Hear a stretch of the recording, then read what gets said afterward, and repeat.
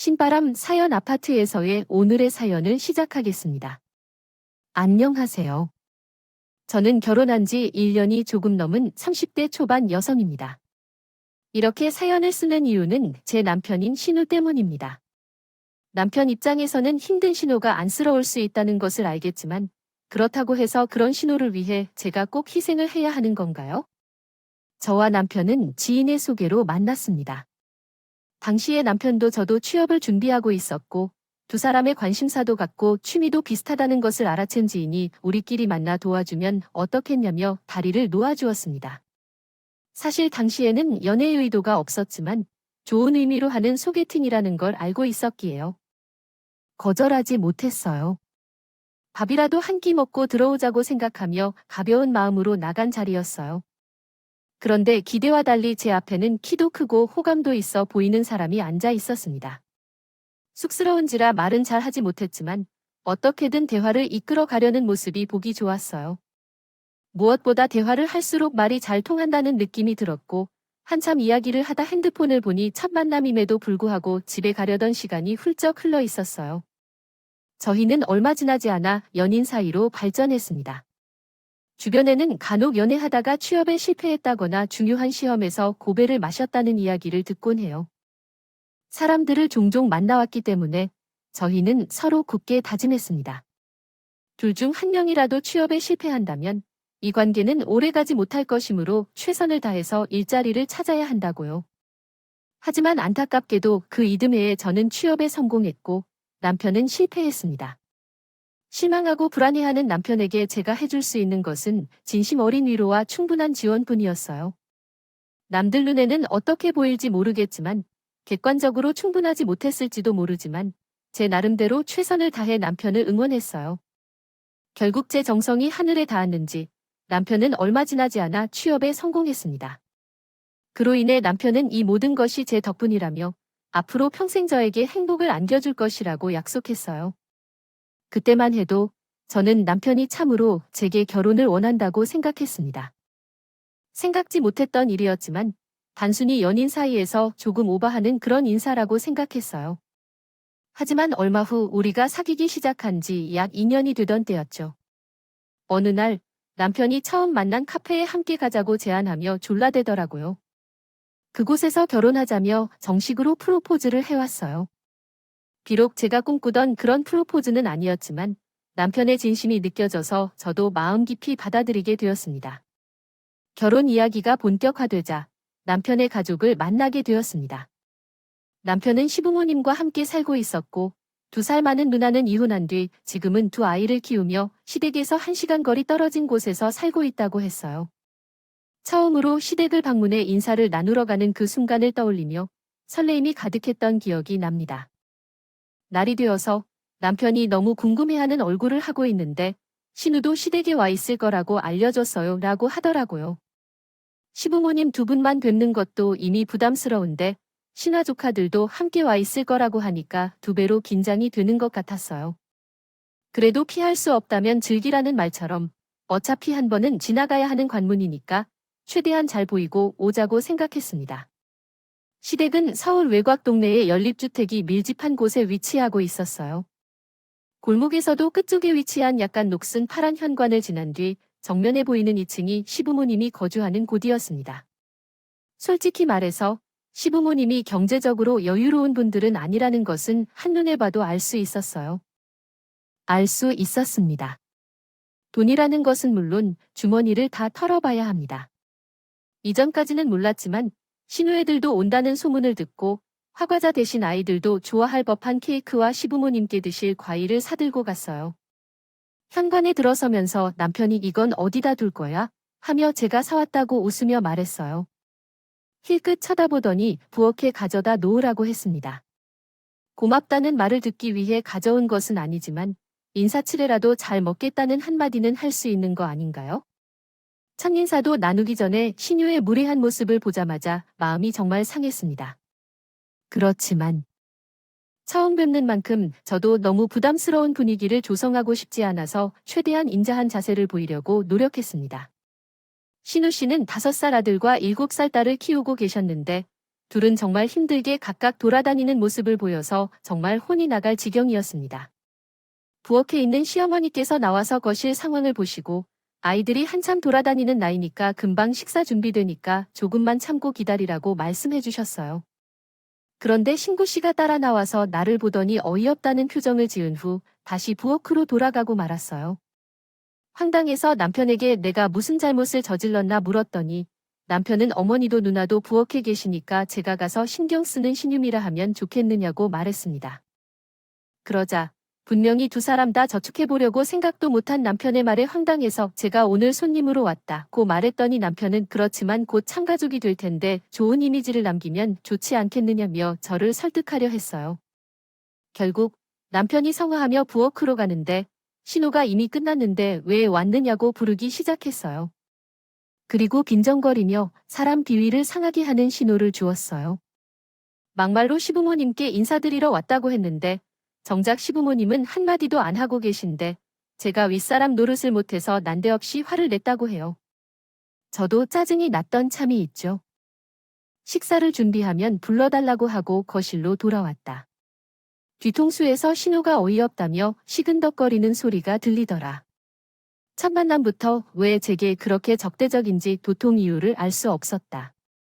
신호와의 신경전을 제외하면 모든 것이 완만하게 흘러갔다. 사모님과 아버님 모두 저에게 난처하거나 불편한 질문은 하지 않으셨다. 제 출신 학교와 직장을 물어보시곤 꽤 만족해하셨고 친정부모님이 무슨 일을 하시냐고 물으셔서 공업사를 한다고 말씀드렸다. 친정아버지가 공업사 대표이시고 남동생이 그 일을 물려받기 위해 배우고 있는 중이다. 친정아버지께서는 14세 어린 나이에 서울로 오셨다고 합니다. 다른 동년배들은 중고등학교에 진학하거나 소위 대학에까지 진학하는 반면 아버지는 집이 너무 가난해서 기술을 배울 수밖에 선택지가 없었다고 말씀하셨습니다. 어린 시절에 많은 어려움을 겪으며 오늘에 이르신 그대로 자존심이 높으신 분이 친정 아버지이십니다. 아버지 덕분에 저는 비교적 부유한 환경에서 자랄 수 있었고 시부모님은 아버지의 직업을 존중하시며 나중에라도 일자리를 관두어도 사는데 큰 문제가 없을 것이라고 하셨습니다. 당시에는 그저 농담이라고 알았지만 그 말에는 깊은 의미가 담겨 있다는 것을 상상조차 못했어요. 얼마 후 양가 어르신들을 초대하여 상견례를 하게 되었습니다. 원래는 양가 어르신들뿐만 아니라 형제자매들도 함께 인사를 나누려고 했었습니다. 그러나 남동생이 회사 업무로 시간을 내줄 수 없다며 송구스럽다고 말했어요. 그래서 저는 남편께 그럼 양가 부모님만 초대하자고 제안했습니다. 남편도 이러는 것이 더 좋을 것 같다며 동의했습니다. 그러나 상견례 당일이 되자 우리 가족과 남편뿐만 아니라 부모님이 아닌 우리 아이들이 먼저 예정된 식당에 도착해 있었어요. 그것도 혼자만이 아니라 정신없이 건너오는 두 아이를 따라 나왔었던 것이었죠. 이해하고 넘어가라고 하셨어요. 사실 신우한테 제 감정이 호의적이었다면 상견례 자리 여부와 관계없이 크게 신경 쓰이지 않았을 것 같아요. 애들도 예뻐 보였을지도 모르지요. 하지만 지난번에 신우가 저한테 못되게 굴었던 것이 계속 생각나서 감정 조절하기가 쉽지 않았습니다. 다행히 상견례는 큰 문제 없이 잘 끝났습니다. 이미 남편과 제가 각자 그동안 모은 돈에 약간의 대출을 더해서 신혼생활을 시작하기로 얘기가 끝난 상황이었고 양가 어른들께도 그렇게 말씀드렸기 때문에 서로 민감할 수 있는 대화는 피할 수 있었거든요. 솔직히 친정부모님은 딸이 시집간다고 하는 것에 대해 남부럽지 않게 해주고 싶어 하셨어요. 하지만 남편이 자기 체면도 있고 자존심도 살아간다며 저에게 제발 어른들께 도움받지 않고 시작하면 안 되겠냐고 통사정을 하더라고요. 제가 처음에 예상했던 대로 시댁에서는 아무런 도움도 주실 수 없다고 거의 선포를 하신 상황이었거든요. 가뜩이나 이혼한 신우가 걸핏으로 집에 찾아와서 집안 살림이며 조금이라도 돈 될 것 같은 것은 쓸어다준 중고로 팔아버린 탓에 그나마 몇 푼 들고 계시던 돈도 다 써버리셨다면서요. 저도 사람인지라 서운한 마음이 들었지만 어쩔 도리가 없었어요. 그렇게 결혼식을 올리게 되었습니다. 신우는 여기서도 진상짓을 멈추지 않더라고요. 자기 아들 둘을 우리 결혼식 화동으로 올려달라는 거였어요. 하지만 이미 제 사촌 언니의 딸들을 화동으로 올리기로 약속이 되어 있었기 어쩔 수 없이 신우에게 거절의 의사를 밝혔습니다. 이유도 확실히 밝혔고요. 물론 신혼부부들이 워낙 극성이 맞고 사람을 골치 아프게 하는 것도 제가 허락할 수 없었던 이유 중 하나였습니다. 하지만 결혼식 당일에 차마 상상도 못한 일이 벌어졌습니다. 신랑이 먼저 입장하고 사촌 언니의 딸들이 제가 걷기를 돕기 위해 꽃잎을 뿌려놓고 버질러들을 걸었지만 어디선가 신우애들이 뛰어나와 장난을 쳤습니다. 앞서 여자아이들이 뿌려둔 꽃잎을 주먹으로 집어놓고 눈싸움을 하듯 던지는데 그 잠깐의 시간이 1시간처럼 느껴졌습니다. 게다가 신우도 그랬고요. 부모님도 오지 않아서 그나마 다행이었지만 능숙한 진행 요원들의 대처 덕분에 작은 에피소드처럼 끝이 났습니다. 우여곡절 끝에 결혼식은 마쳤지만 정말 화가 머리끝까지 찼습니다. 당장이라도 마음이 같다면 신우한테 애들의 간수를 똑바로 하라고 써붙이고 싶었어요. 남편은 그렇게 말할 저에게 미안해하며 누나라도 애들이 그러리라고는 몰랐겠죠. 하지만 신우는 애들을 말리는 흉내도 내지 않았기에 남편의 말을 믿기 어렵게 느껴졌어요. 신혼여행지에 도착했지만 마음은 쉽게 풀리지 않았습니다. 결국 예약한 식당에서 저녁을 먹긴 했지만 분위기는 가라앉아 있었습니다. 결국 호텔로 돌아와 처음 말다툼을 하게 되었습니다. 참을 수밖에 없어 당신의 누나가 나한테 왜 그러냐고 물었습니다. 처음 인사를 하러 간 날부터 나에 대해 날 세우고 그러지 않았냐고요. 그러자 남편이 마치 울게 하는 표정으로 한숨을 내쉬더니 저 때문이 아니에요. 누나 성격이 원래 어디를 가든 자기가 제일 주목받고 관심을 끌어야 직성이 풀리는 거라고 하더라고요. 어이가 없어서 더 말도 하기 싫어졌어요. 제 성격이 그렇다 보니까 나를 참으라는 건가 싶어서 더 화가 났어요.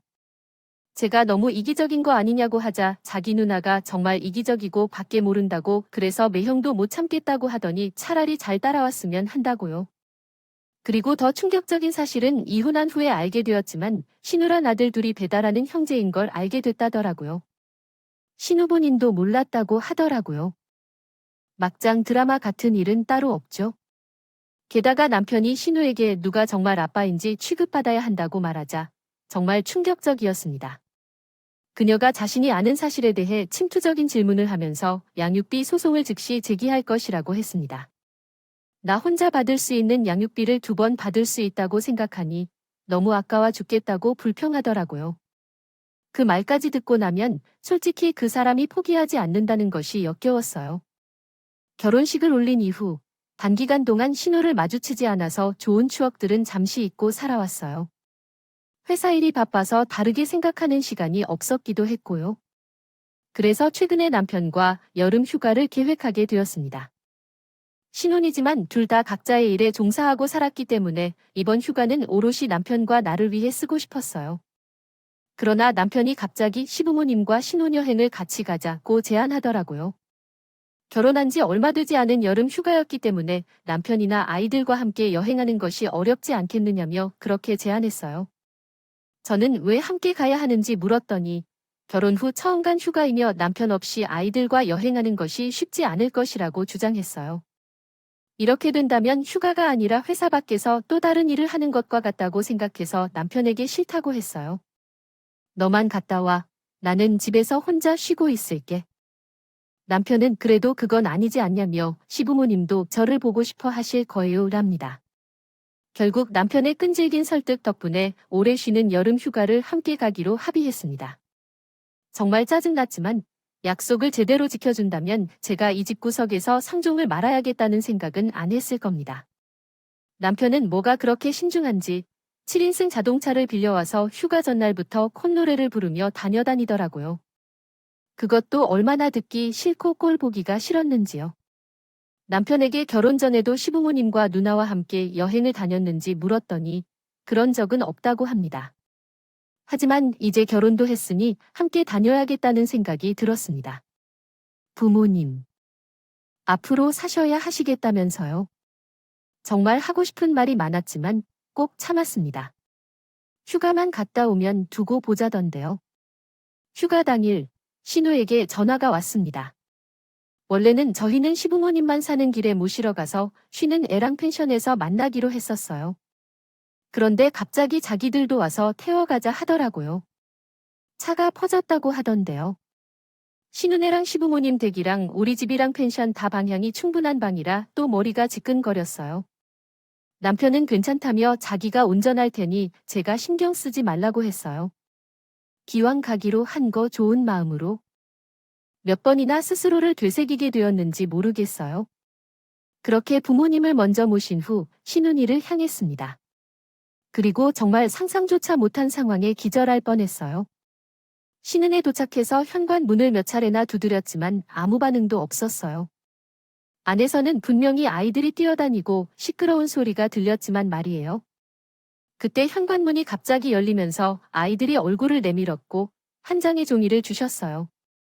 그 위에는 조금 아이들을 잘 부탁한다는 말과 5만 원짜리 돈 한 장이 있었어요. 너무 어색하고 이해가 안 돼서 남편이 전화를 건 적이 있습니다. 신우가 전화를 받은 후 자신의 사정으로 인해 함께 갈 수 없다고 요청했어요. 그냥 아이들만 부탁하겠다고 했고 무슨 일이 있냐고 물었더니 자기가 그것까지 일일이 보고해야 한다고 화를 내더군요. 그리고 신우는 갑자기 맘대로 전화를 끊었고 남편한테 따졌습니다. 상황을 묻자 남편은 망설이더니 자신의 누나가 남자친구와 함께 여행을 갔을 것 같다고 했네요. 그래서 이대로라면 아이들만 데리고 가서 올까라고 제안했어요. 이것이 미친 짓 아니겠어요? 아이들 엄마마저 팽개치고 간마당에 우리가 함께 할래요. 왜 애들을 데리고 여행을 가느냐고, 그래서 무슨 일이라도 생기면 그 원망을 어떻게 들으려고 그러느냐고 저는 못 간다고 말했습니다. 남편이 갑자기 큰 소리를 내며 너는 같은 여자인데 우리 누나가 어떻게든 살려고 발버둥치는 것이 안 보이느냐고 따져봤어요. 자기는 마음 같다면 애들을 자기 호적이라도 올리고 누나가 자기 인생을 되찾으면 좋겠다고 말했습니다. 그러더니 휴가 안 갈 거면 가지 말라고 했어요. 자기가 애들을 데리고 갈 거라고 했죠. 이런 어처구니 없는 남편의 행동에 황당해서 그러라고 했죠. 내가 애들 아빠 역할을 하라고 나는 그렇게는 못한다고 거절했어요. 설령 100번 양보하더라도 그건 모든 게 전제될 수가 없다고요. 휴가를 못 가서 속상하니 내게 정중하게 부탁했어야지. 이런 식으로 교묘한 일을 하는 건 용납하지 못해 했습니다. 남편이라는 분 진짜 엄하다면서 애들이 저를 친족으로 인식하기는 했겠느냐며 다시 사람을 봤다 그렇죠. 계속되는 남편의 강요에 더 이상 양보할 이유를 찾을 수 없었습니다. 나는 내 생각대로 행동하고 그 자리에서 택시를 부르고 집으로 올라왔어요. 집으로 올라왔는데도 마음이 편치 않았어요.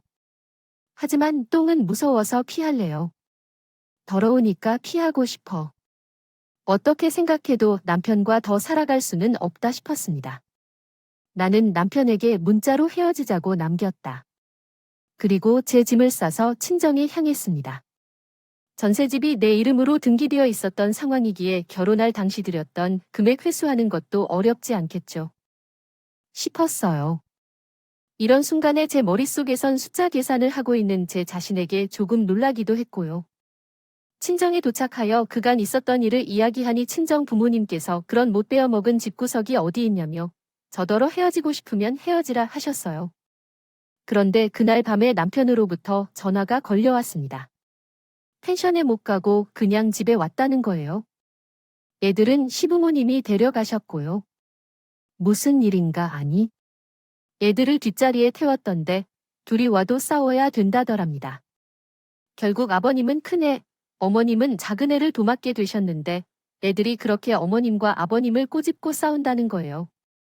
돌아가는 꼬락서니를 보았더니 신호가 오는 것을 알 수 있었습니다. 아이들 2명을 돌보는 일에 대한 걱정이 생겼고 자칫하면 모든 일을 내가 맡게 될 것 같습니다.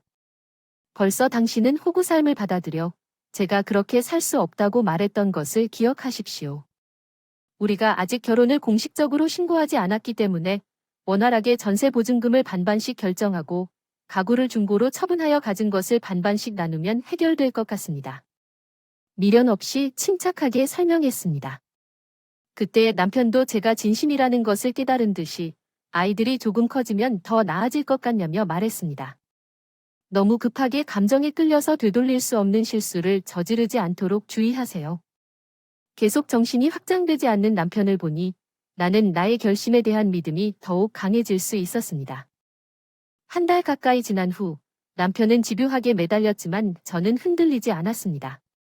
신우한테까지 연락이 와서 자신이 그런 뜻은 아니었는데 마음이 상했다면 일단 미안하다고 했지만 저도 평범하지 않았다는 사과 같지 않은 사과를 하기도 했지만 어쩔 수 없었습니다.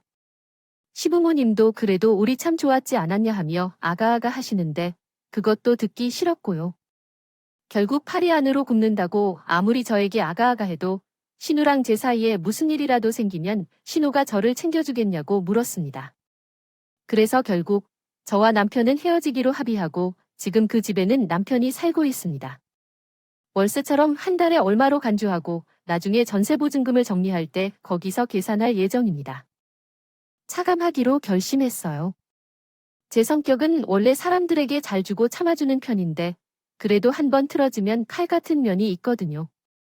취업 준비는 어떤 면에서 보면 인생의 첫 번째 난관 같은 시기였는데 함께 버텨낸 남편과 헤어지는 일은 쉬운 결정이 아니었지만 후회는 없습니다. 제 자신을 위해 살기에 부족한 인생을 희생할 수는 없어요. 부모님께서 제가 빠지지 않게 키워주셨지 않나요? 제가 그 은혜에 보답하기 위해서 그리고 제 행복을 위해 열심히 살겠습니다. 여러분도 항상 스스로의 행복을 최우선으로 생각하며 사시길 바래요. 마지막까지 이야기를 들어주셔서 감사합니다. 오늘 이야기는 이쯤에서 마무리하겠습니다.